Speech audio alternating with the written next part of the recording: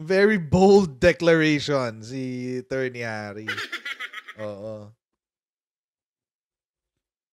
Very, very bold. Nabalitaan niyo na yung kay Ronnie Liang? Nabalitaan niyo yung sinabi niya kay Ronnie Liang? Isa pa yun. Dumadagdag sa mga sa mga ganap sa paligid ni Torny. Anyway. Mahilig pala sa singkit to si si Torny, si Honeybee. Yung magta-topless daw. Papa Ball. Napanood niyo na ba kung ano yung Diyos ko? My goodness. Anyway, ayun na nga. So, puntahan natin yung sinabi ni Torny kanina. Si Sara Duterte daw ay swak na swak maging opposition leader. Siya na raw ang bagong pinuno ng oposisyon. Okay, mag-sendwave muna tayo guys. So, bago tayo magpatuloy sa ating next topic, mag-shoutout muna tayo kay Sendwave. Ayan. So, kayo ay nasa US, UK, Canada, Italy, France, Spain, Ireland, and Belgium. May pwede na kayo magpadala ng inyong mga remittances sa Pilipinas gamit po ang Sendwave. At gagawin nyo lang ay download ng Sendwave app. Lagay nyo yung bank account details nyo dyan at pwede na kayo magpadala sa GCash, Cash Pickup at iba't ibang mga bangko sa Pilipinas. At kapag ginamit nyo pa kayong promo code na Coach Jarrett, ayan, nakasulat nyo sa baba, ay makakuha pa kayo ng karagdagang $20 free credit. Kaya gamitan na si Sendwave for all of your remittance needs. Okay? O, diba? Panoorin natin. Panoorin natin ha. Torny, ka magka-topless ha. Damit ka lang. Keep it on. Get a hold of yourself. Anyway. Kabahagi na isang teroristang CPP-NPA at saka yung isa na Marcos. Ibig sabihin, resign na si VP Sara bilang isang Secretary ng Department of Education at saka Vice Chair ng NTF-ELCAC. Ang ibig sabihin po nito, hindi na siya kabahagi ng administrasyon at hindi na siya naging alter ego ni Presidente Marcos. Ibig sabihin, pwede na siya magsalita ng kanyang talagang salooben sa mga issues at pwede na siyang mamuno sa oposisyon. Now, ang tanong, bakit siyang dapat mamuno sa oposisyon? Narinig naman natin yung dalawang oposisyon, yung isang kabahagi ng isang teroristang CPP-NPA at saka yung isa na alam naman natin na questionable ang pagkatao, no? Dahil dun sa pagbebenta ng pinagbabawal na droga, no? At ang sabi questionable yung pagkatao? Wow! Torny, parang wala yata tayong moral ascendancy dyan. Torny naman. Parang wala yata tayong moral ascendancy dyan, Torny. Oo. Alam nyo, Torny, tone down po. Papaki-tone down yung mga ganong klaseng birada kasi alam naman natin lahat. Oo. nila, hindi raw po pwedeng maging oposisyon si VP Sara. Well, unang-una, himay-himayin natin. Ano bang nangyari sa Liberal Party ngayon? Ang Liberal Party tahimik sa lahat ng issue. At ang katotohanan, dahil kamag-anak nga si Liza Araneta Marcos ni Marojas, parang sila ay makapartido na. Hindi nyo ba napansin na yung bagong Finance Secretary na tinalaga ay kapalit ni Ben Jokno ay talagang loyalist ni VP Lenny, si Senator Ralph Recto.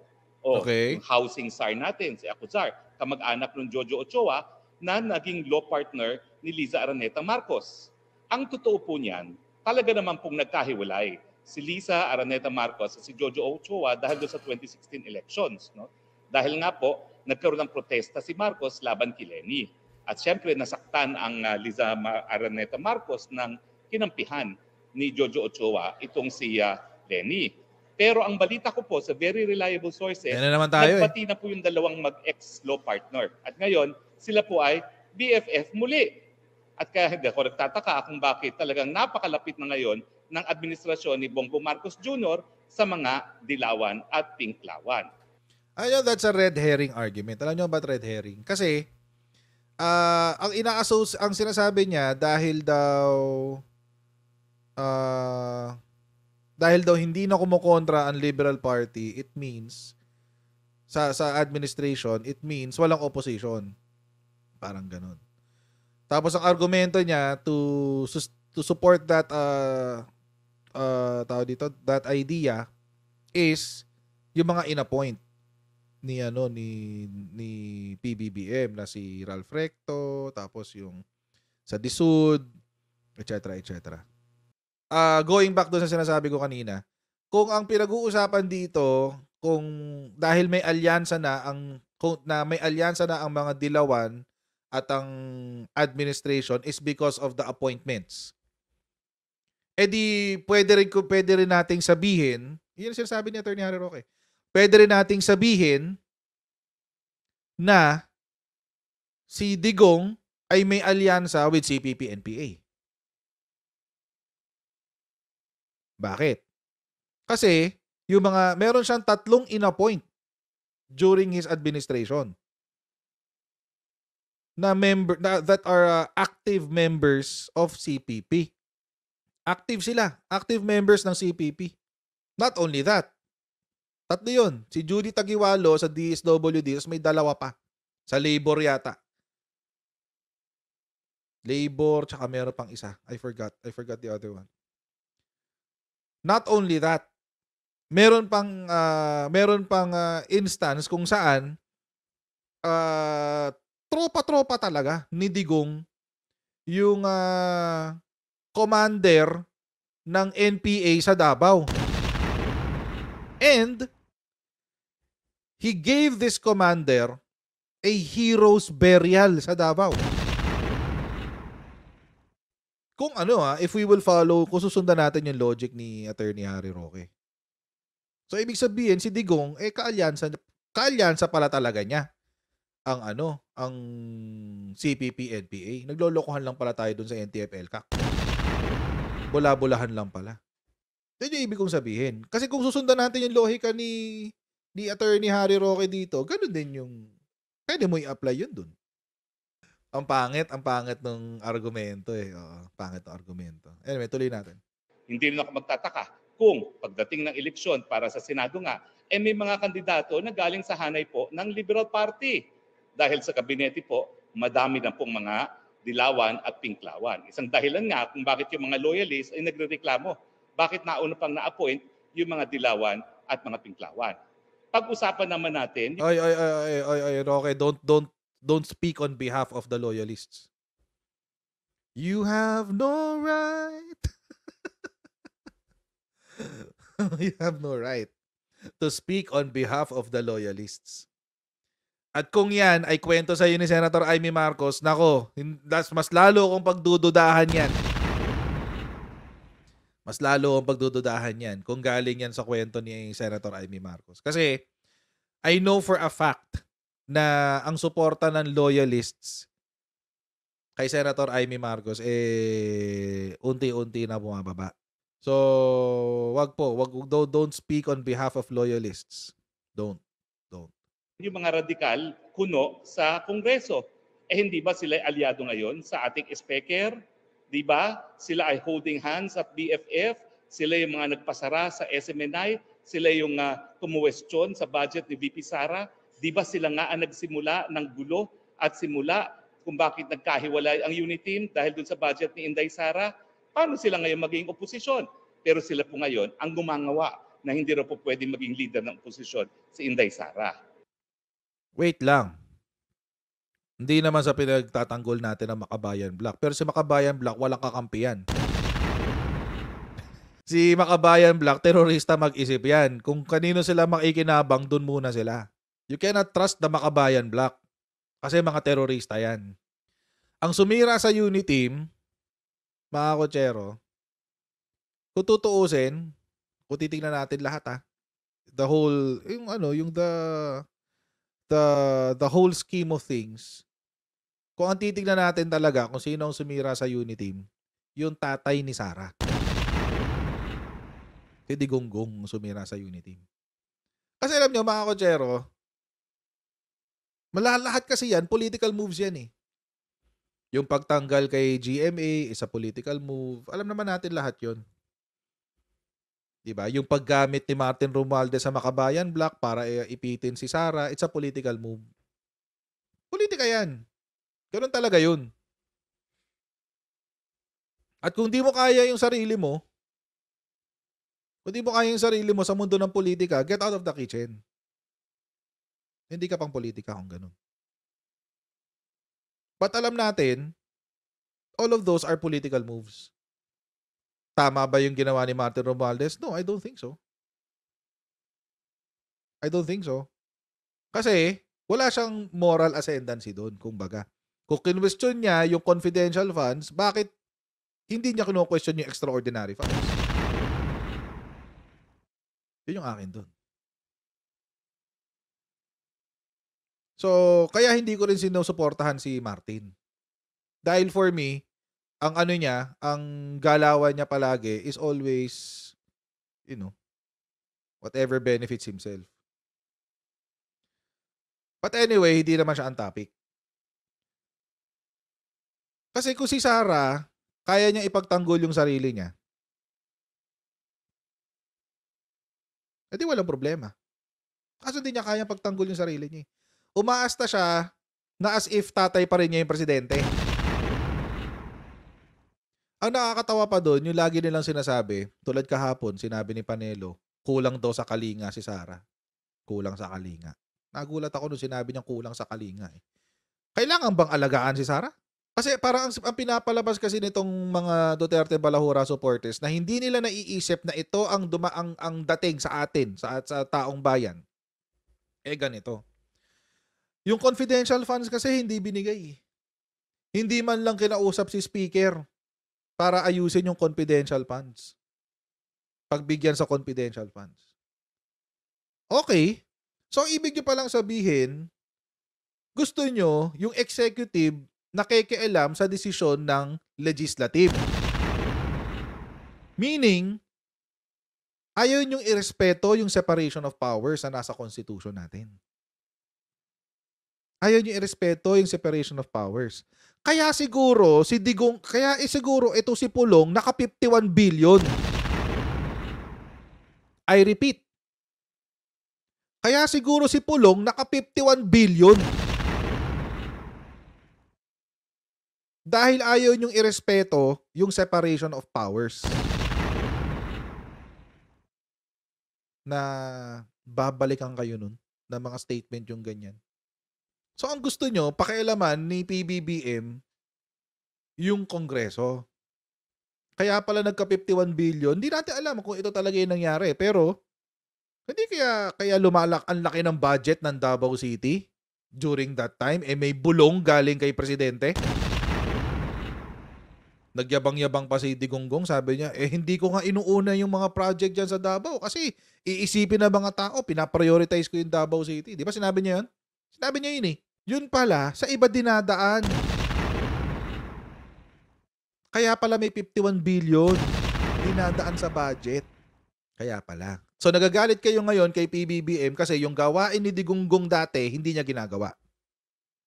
Yung gawain ni Digonggong na bubulungan niya yung lower house para makuha niya yung mga gusto niya, hindi ginagawa ni PBBM. So nagagalit kayo ngayon kay PBBM. Palyado kayo. Palyado kayo. May mali kayo dun. Bakit hindi naman pwedeng maging oposisyon si Inday Sara? Hindi ba siya yung pangalawang pinakamataas na opisyalis ng bayan na merong ibang paningin sa mga bagay-bagay gaya ng pag-uusap ng kapayapaan sa mga teroristang CPP-NPA? Simula lang po yan. Kasi nga, bilang kabahagi ng administrasyon ni Presidente Marcos, hindi dapat siya nagkakaroon ng ibang opinyon kaysa kay Presidente BBM. Pero, bagamat hindi pa siya nagbibitiw sa DepEd, pagdating sa issue ng terorismo at ang mga CPP-NPA, nagsalita siya na that is a pact with the devil. At kaya nga... naalala ko yan, pinagtanggol ko si Sara dyan. Pero, itong kwento ni Torny Harry Roque is only half the story. It's only half the story. Alam niyo kung bakit? Ang inalmahan ni Sara, wala namang peace talks eh. Actually, wala pang peace talks. Hanggang ngayon, wala pang ang peace talks eh. inassume nyo lang na may peace talks kasi nag-offer ng amnesty. Nag-offer ng amnesty ang executive. Which mga kotsero, ulitin ko lang, which was also done by Duterte when he was the president. Nag-offer siya ng amnesty. The same amnesty. In-extend nga lang ni PBBM yun eh. Pero kay Digonggong yun galing. So, ibig sabihin, kinontra ni Sara yung unang ginawa ng tatay niya na tinuloy lang ni PBBM. Is that the case? And even then, kahit amnesty siya, may mga may qualifications. Hindi lahat ng crimes included. Hindi lahat ng crimes pwedeng ma-amnesty. Nakasulat doon sa EO eh. Hindi lahat ng crimes pwedeng ma-amnesty. Yung mga crimes under the Anti-Terrorism Act na ginawa ng mga mag-a-apply ng amnesty, hindi counted yun. Hindi counted. Crimes against chastity yata and crimes against ano pa ba? Persons, crimes against persons and chastity yata di rin kasama. Tapos yung crimes against the state, sedition, treason, etc., hindi kasama yun dun sa amnesty. So, that's only half the story yung sinabi ni Spokes, ni attorney BB.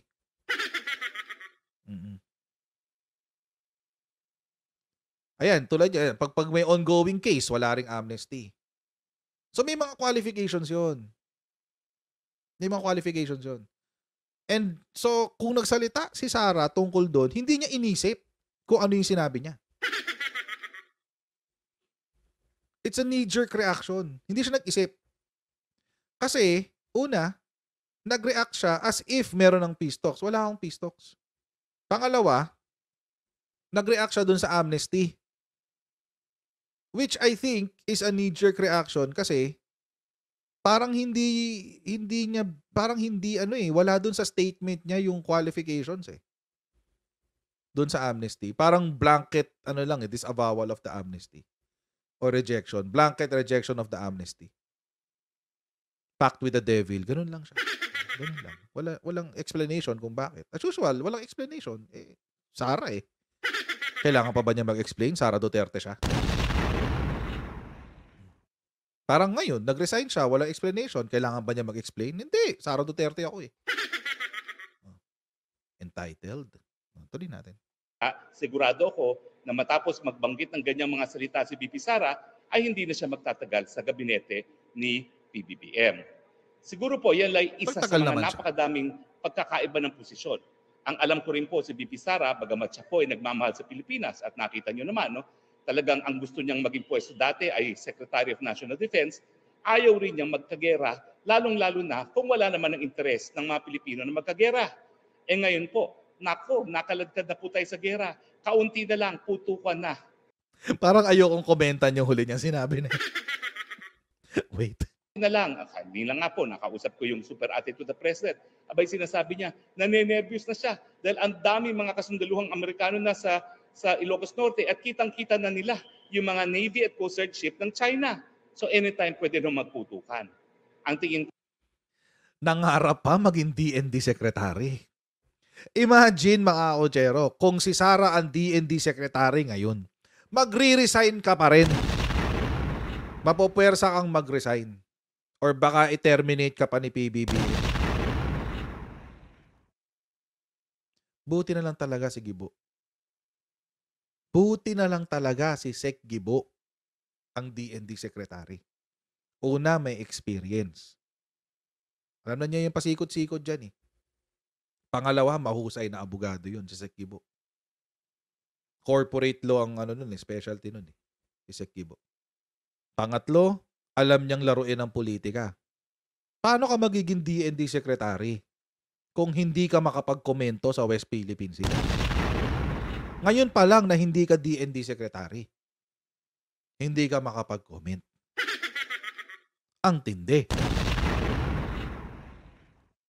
So baka baka matanggal siya. Kung hindi man siya aalis, tatanggalin siya. Dahil sigurado ako na hindi kakayanin ni Sara yung pressure at yung mga kailangan niyang malaman, kailangan niyang implement dyan sa Department of National Defense. Hindi niya kaya yun. Overhyped. Sara yung si Sara is a height politician. Ang kanyang political career ay nakasabit sa political career ng tatay niya. Much like katulad ni Baste at ni Pulong, ganun lang sila. Ito po, kaiba ang paningin ni BP Sara dahil ang gusto niya kapayapaan. Ang gusto niya mas mataas na antas ng kabuhayan, mas maraming pagkain sa mga Pilipino dahil ang problema natin sa Pilipinas, mataas sa presyo ng bilihin, mababang sweldo at kakulangan ng trabaho. So pangalawa po yang issue na talagang magiging oposisyon si BP Inday Sara. At siyempre, paano naman siya sasang-ayon dun sa mga pamamaraan na pagtrato sa mga kalaban ng gobyerno, no? Tignan nyo si Kibuloy, talaga namang linusob at nanindigan din si BP Sara na yan po ay napaka lakas na dahas naman, no, para lang mag-search ng warrant of arrest. Overkill. Oo. So ang prinsipyo ni Sara, protektahan yung kriminal kaysa yung mga batang inabuso. Ganda. Ang ganda naman. Wow. Ang prinsipyo ng Sara Duterte ay wag natin sundan ang rule of law kahit siya ay abogado. Ang ganda. Idol. At talagang pinuna niya ang kapulisan dahil nga doon sa napakalakas, excessive use of force na ginamit.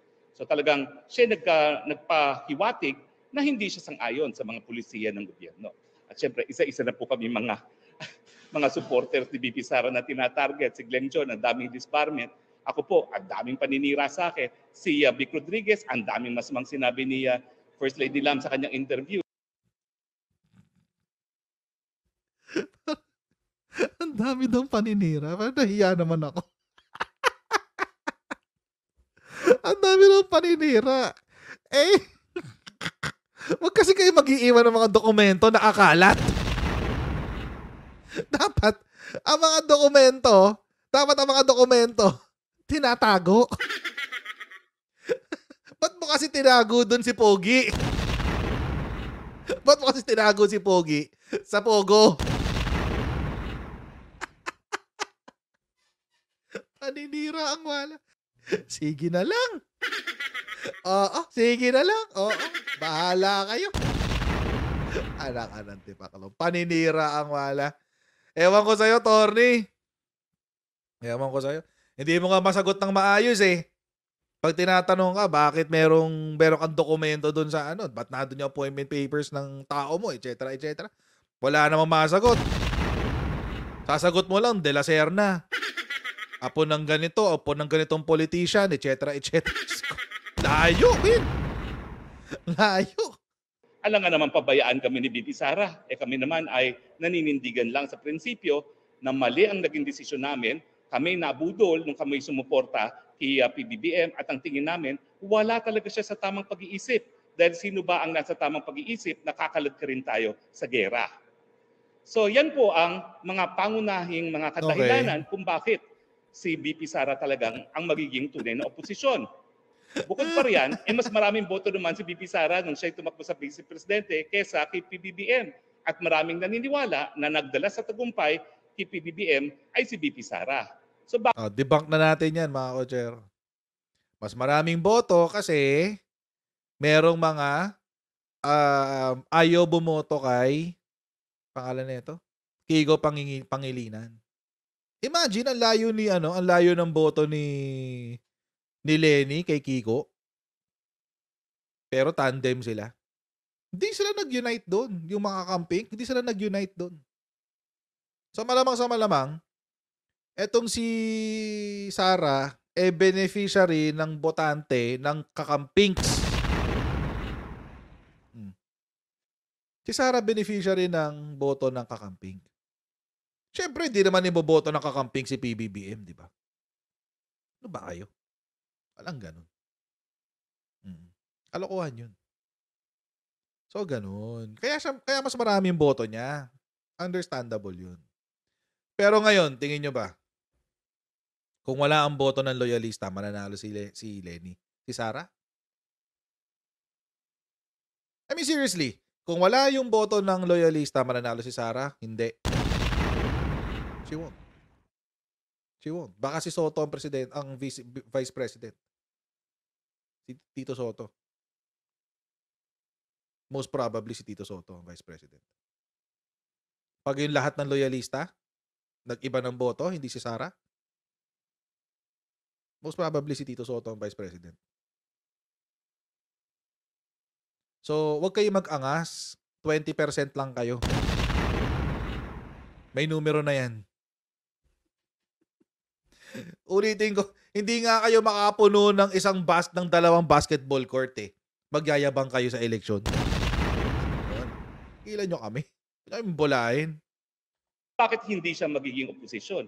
Siya yung kumbaga, viable alternative to the president.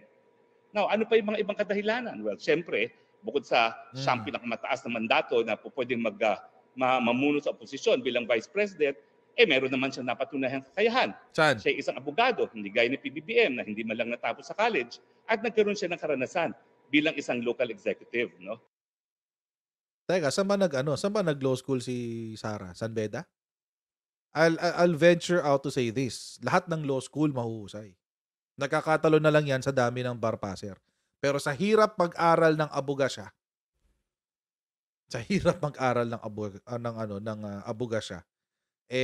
masasabi ko na lahat ng law school mahusay. Pero sige, sabihin natin ng ganito. Sa Baste. San Sebastian. Okay, sa Baste. Sige. San Sebastian. Oo. Hindi naman sa nilalait natin ang San Sebastian.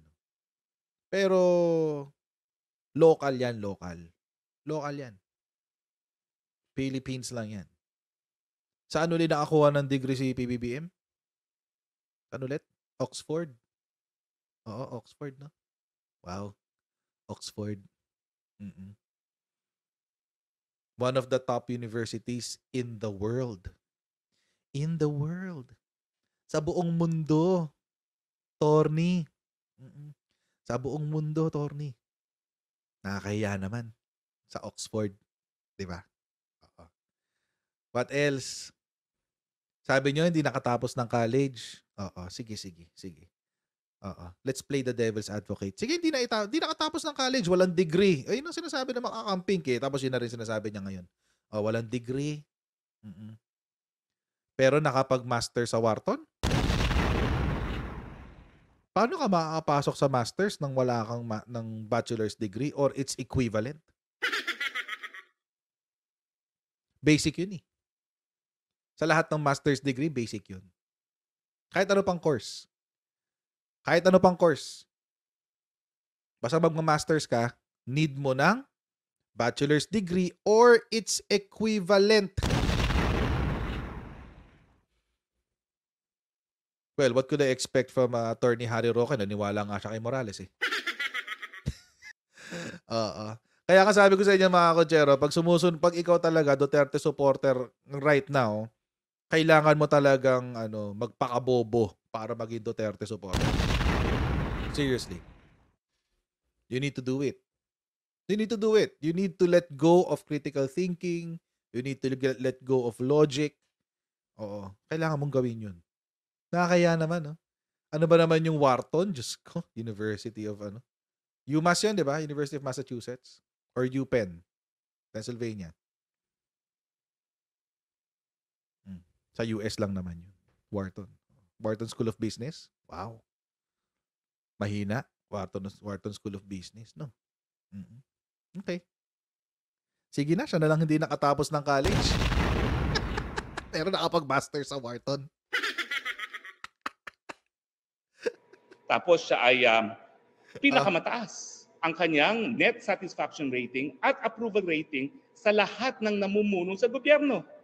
Hindi ba kung alternatibong hinahanap natin sa presidente, yung hinahangaang opisyales ang karapat-dapat at hindi naman yung mga kulelat at halos nakalimutan na ng taong bayan.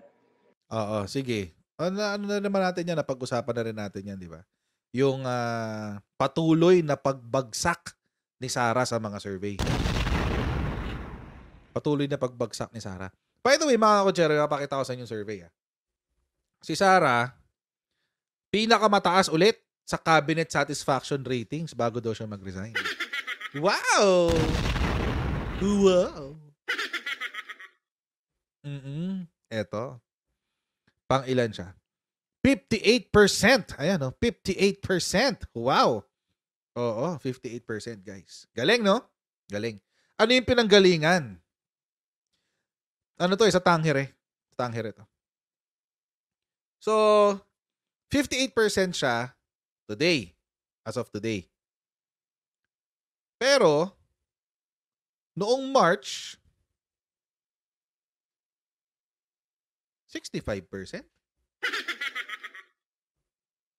Pinakamataas siya, oo. Pero ang laki rin ng binagsak niya. From 65%, bumagsak siya to 58%. In fact, nahabol na siya ni Abalos at 57%. Magkadikit na lang sila halos ngayon. Statistically, they're tied. Nung una, 58 si Abalos.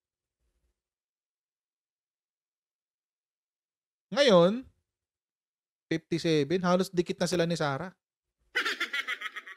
You're going down, down. Nakakahiya naman. Nakakahiya naman. Tapos, satisfaction rating na bumagsak ng 7 percentage points, 9 percentage points sa mga recent surveys ng Pulse Asia at ng Okta. Wow. Ikaw ang pinakamataas, pero ikaw din may pinakamalaking kaltas. Good luck. Tapos ito pa. Nag-survey din ng Tangere sa presidential survey naman. Nung una, ang layo ng diferensya between Raffy Tulfo at Sara Duterte, 'di ba? Nung una malayo yung diferensya eh. O tingnan niyo ngayon. 0.6% ang diferensya. Statistically tied. Actually, tied na sila kung tutuusin. Ibig sabihin, mga kutsero, ganun kasama ang bagsak ni Sara Duterte. Ganun kasama ang bagsak ni Sara Duterte. To the point na pumantay ka na kay Raffy Tulfo. Imagine, mga kutsero, pumantay ka kay Raffy Tulfo, possibly the worst senator the Philippines ever had. Pero wag natin boto si Raffy Tulfo at si Sara Duterte. Hanap pa tayo ng iba. Baka meron pang iba. Oo, hintay pa natin. Hintay pa tayo. Anyway, tuloy natin. Tapos, napakita niya na bagamat siya ay team player, talagang hindi siya nagsasakripisyo pagdating sa prinsipyo. Hindi pa ho dapat na ganyan ang oposisyon. Walang sell-out. True, nabudol, pero wala pong sell-out. Ilulusot nyo sa budol kayo yung nag-sell out. Mga ayop kayo. Kayo yung sell out Tapos ilulusot nyo yung mga sarili nyo na budol. Come on. Alam niyo yung budol? Yung pinagsinungalingan ka talaga harap-harapan. Yun ang budol. Yun yung ginawa ni Digong. Budol. So tingin ko po, yung pagbitiw niya, kung siya ay talagang gahaman lamang sa kapangyarihan, at ang DepEd naman ng pinakamalaking budget, siguro, tiniis na lang niya yung hindi niya pagkakasundo kay Presidente Marcos at nanatili bilang DepEd Secretary. Pero dahil nga sa prinsipyo niya, hindi niya maatim na manatili sa administrasyon ng BBBM at alam naman niya na malaking mawawala sa kanya. Unang-una, alitan ng budget ngayon ng Vice President kasi tinapyasan nga ng mga kongresista. So, kasi wala nang confidential fund, ganun. Yan kasi yun, wala na kayong confidential funds. Oo. Yun kasi yun. Alam niyo yung budol? Alam niyo yung budol? Ito sasabihin ko to kung marating man to kay Attorney Harry Roque lang pake. Alam niyo yung budol? Nung sinabi ng Sara Duterte habang kampanya na buong-buo ang kanyang suporta kay PBBM. Nung sinabi niya kay PBBM, nung elected na sila, sinabi niya kay PBBM, mahal kita, alam mo yan. Yun, budol. Because, wala eh. Nakisama siya sa mga rally-rally. Nakisama siya sa distab-distab. Nasaan ang pagmamahal dun? Nasaan ang pakikiisa sa unity team dun? Wala. Nasaan ang prinsipyo dun? Wala. Ang prinsipyo dun, sarili niya. Pagmamahal niya sa sarili niya. O, yun na nakita namin lahat. Yun na nakita namin lahat. So, baka iba yung nakikita nyo. Kasi syempre, sa ano nyo yun? Echo chamber nyo yun eh. From the biggest department na pinakamataas ang budget, halos wala na siyang budget as VP. So ano pa ang matitira sa kanya? Why does she need a budget in the first place? Alam niyo, naalala ko, nung si Leni Robredo ang vice president, naalala ko, yung mga DDS vloggers, laging sinisita ang budget ng Office of the Vice President. Bakit? Masyado rong malaki. Spare tire lang naman daw. Naalala ko yun eh. In fact, binatikos pa nila si Drilon. Kasi ang sabi ni Drilon, actually, mas deserve pa raw ni Leni Robredo ang 1 billion pesos na budget sa Office of the Vice President. Tapos nagalit ang mga Duterte vloggers. Bakit 1 billion? Wala naman siyang silbi, etc., etc., whatever. Tapos itong kay Sara Duterte, nagagalit kayo dahil binawasan ang budget. See the inconsistency and the double standards na meron tong mga Duterte Balahura supporters. Double standard yun eh. Tinapyasan yung budget. Okay. Pero napapatakbo pa rin ba yung ahensya? Kung napapatakbo pa rin, hindi walang problema. Ba't kayo nagrereklamo? Dahil sinita yung confidential funds? Yun ba? Hindi niya na ipagtanggol yung confidential funds niya eh. Hindi nga siya nagsalita eh. I mean, seriously. Balikan niyo yung issue ng confidential funds. Did she ever defend herself? No, she did not. Hindi niya ginastify yung expense eh. Nagturo lang siya sa mga ASEC niya. I-explain po yan ng ASEC ko dito. Explain po yan ni USEC ganito kung bakit kailangan ng confidential funds. Sino double standards? Hindi niya napagtanggol eh. Natural, itatanggalin. Hindi mo pinagtanggol eh.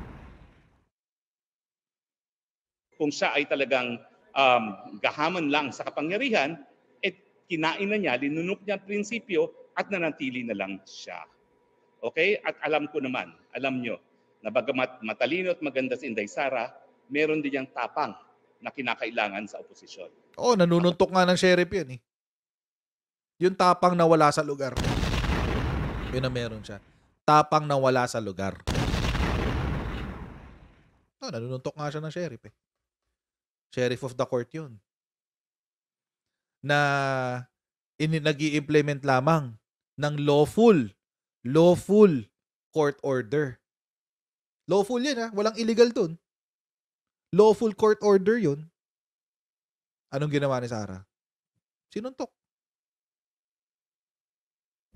Dahil hindi raw siya inintay. Wow. Entitled. Habang ako po'y binabato ng putik, ako po'y kumukuha ng lakas sa pagkatao ni Inday Sara, dahil pareho po kami pinagdadaanan. Grabe po ngayon ang binabato kay BP Sara ng administrasyon. Kung ano-anong pinupula sa kanya, good riddance daw at mabuti, mawawala na siya sa DepEd. Good riddance talaga kasi wala siyang accomplishment sa DepEd. Hello, sa mga nagbabato ng putik kay Inday Sara, huwag niyong kalimutan, nung siya'y kalihim sa Department of Education, siyang pinakahahangaan na kalihim ng kahit anong departamento sa gobyerno. Sa cabinet. Langin ang publiko. Babalikan natin kasi pinost din niya yan sa kanyang Facebook page eh. Sana yun. Ayan yung accomplishments ni Sara. Pinasa ko na lahat yan. Yan, walang kwenta yan. Walang resulta yan. Hindi yan base sa pag-aaral. So, alam na natin, negative yan. Matatag curriculum, hindi pa tapos yan. Inumpisahan ni Sarah, pero hindi pa tapos. So, ibig sabihin, iniwanan niya yan, nakasabit sa ere. O, ayan, matatag curriculum. Ito, sa ilalim, yung overtime pay for teachers hanggang dito sa health insurance, ano lang yan, padding lang yan. Inisa-isa para magmukhang marami. Pero kung tutuusin, teacher benefits lang lahat yan. Isa lang dapat yan.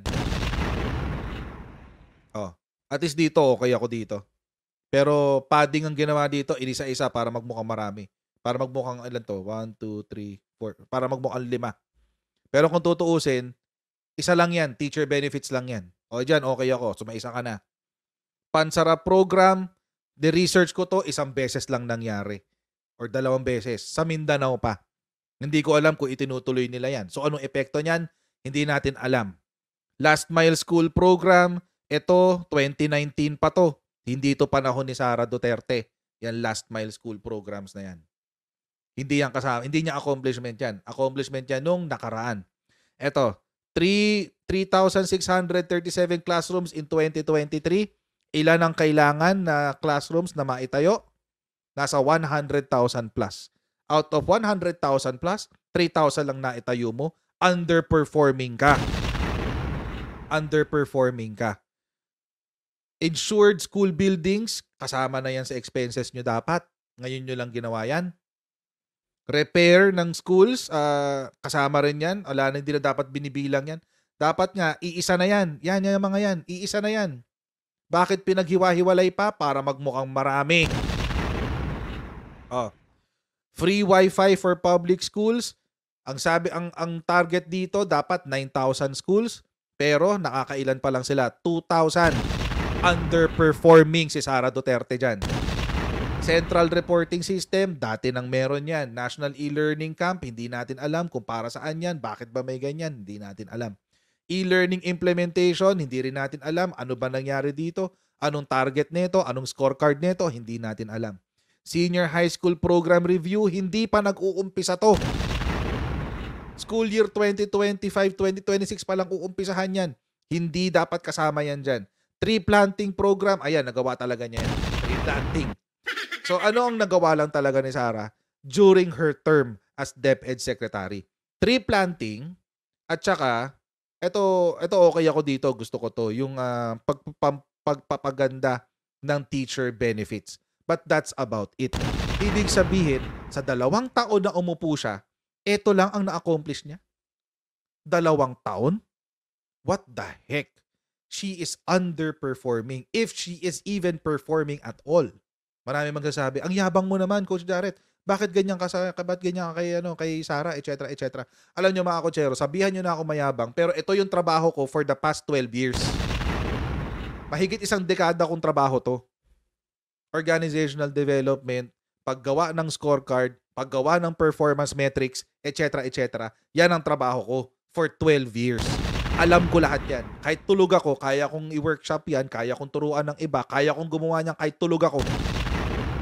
Sabihan nyo na ako mayabang. Anong ginawa niya dito? Essentially, wala. Padding to. Padding to ng accomplishments. No, that's not even accomplishments. Most of them are activities. Hindi pa nga yan output. Ang output lang dito, alin? Ito, meron na raw na insure. O sige, output yan. O ito, output na yan. Sana, nagawa na siya. O ito, output na yan, nakapamigay. Okay, so nagawa na yan. Hindi mo pa nga alam kung para saan to eh. Anong value nito? Paano makakatulong sa mga guro to? Anong organizational impact nito? Hindi natin alam. Mas inuna pa niya ipagtanggol ang SMNI, pinagtanggol lang ang si Pacquiao, pinagtanggol lang tao dito, gumawa ng intriga dun sa hakbang ng Maisog, naipagrally kung kanin-kanino, bumisita sa mga patay, etc., etc. Diyos ko.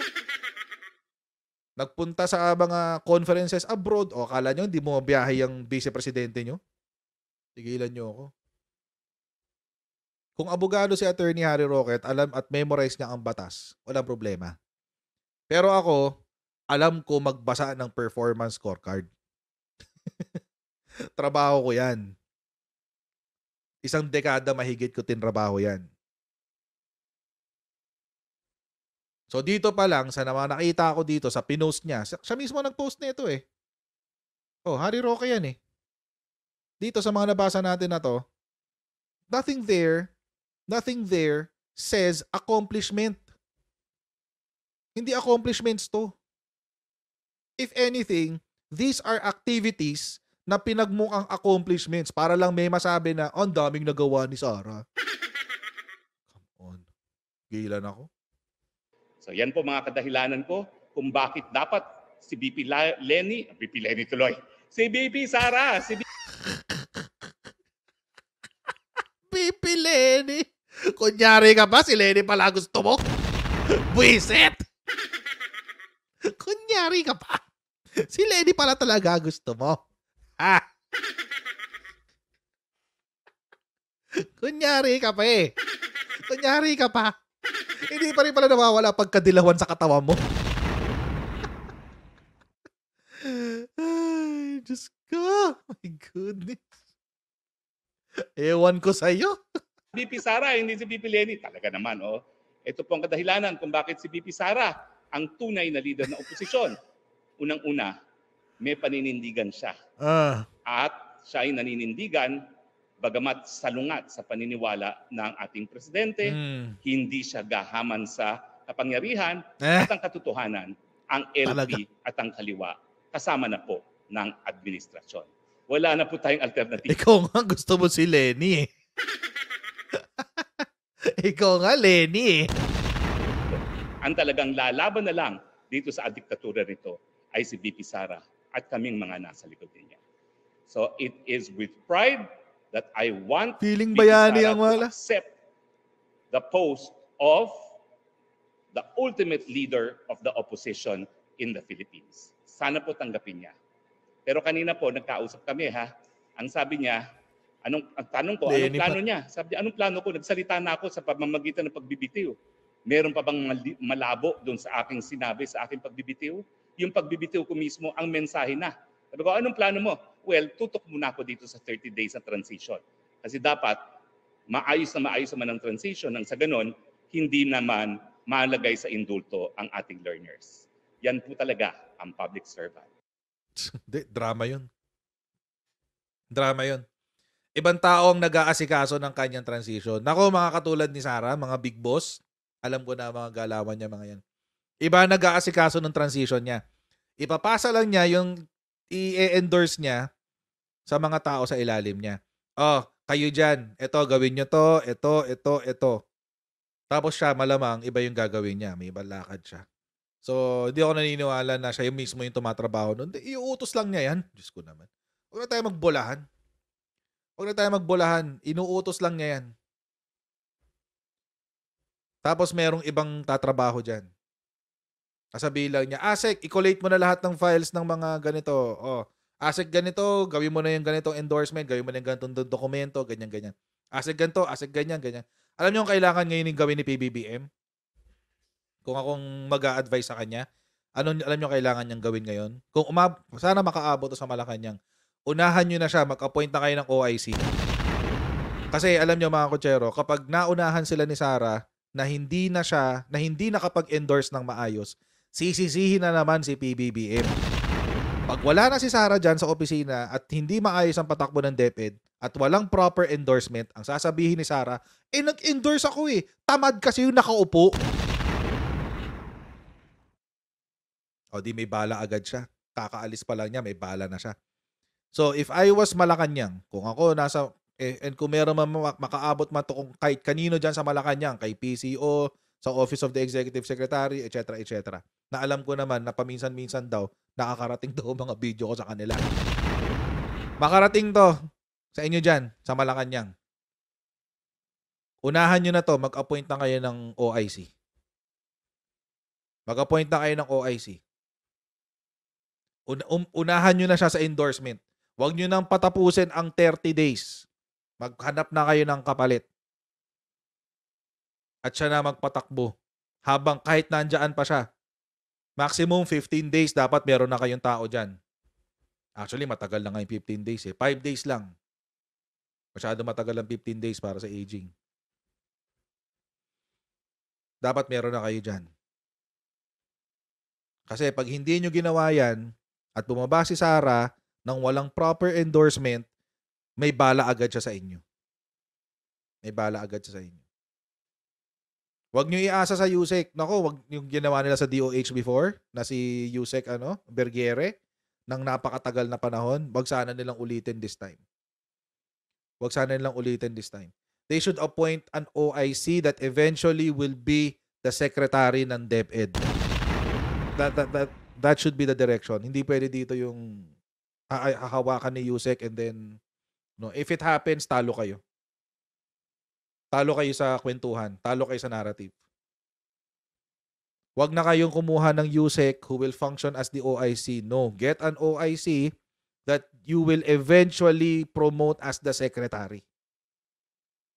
Na siya na yung secretary mismo. Wag na kayo maghintay. Kasi pagdating ng panahon at walang pumalit na lehitimong secretary, may bala na agad sa inyo. Ang Duterte opposition. Bala agad yan. So, unahan nyo na sila. Unahan nyo na. Dapat by next week meron na kayo. Para maganda. Sabihin na naman ng mga tao, ang yabang mo naman, inuutusan mo Malacanang. Alam nyo mga kotsero, practical lang tayo dito. Practical lang tayo. Practical. Hindi ko inuutusan ng Malacanang. Feel free not to do it. Diba? Feel free not to do it. Please, by all means. Please. Para makita nyo magiging epekto na yan. At yung batikos na gagawin sa inyo. Ako sa suggestion ko, si Professor Carlos. Professor Clarita Carlos. I mean, seriously. She is the right person for DepEd. Kahit itong remaining 4 years. Siya yung kailangan nyo dyan. Si Professor Carlos. Kaya niyang hawakan yan kahit tulog. Seryoso. She is a serious academician. She is a serious academic. She's been teaching for 20 plus years. Alam na niya yan. Alam na niyang baliktaran ang gagawin dyan sa DepEd. Ayun mga kotsero, huwag niyo pong kalimutan mag-like, mag-share at mag-subscribe sa ating Coach Jared YouTube channel. And pa-follow din po tayo sa ating Facebook page para lagi updated sa mga ganap sa aking channel. And I'll see all of you in the next live stream! God bless everyone! See you next time! Bye!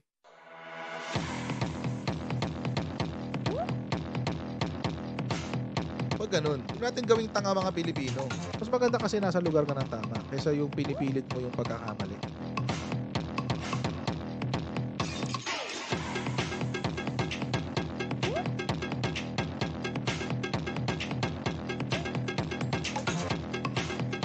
Are they willing to go that far? Hindi makakalimutan ng Pilipino yan hanggat di nasasagot niya. Sino ngayon nagsasabi ng totoo?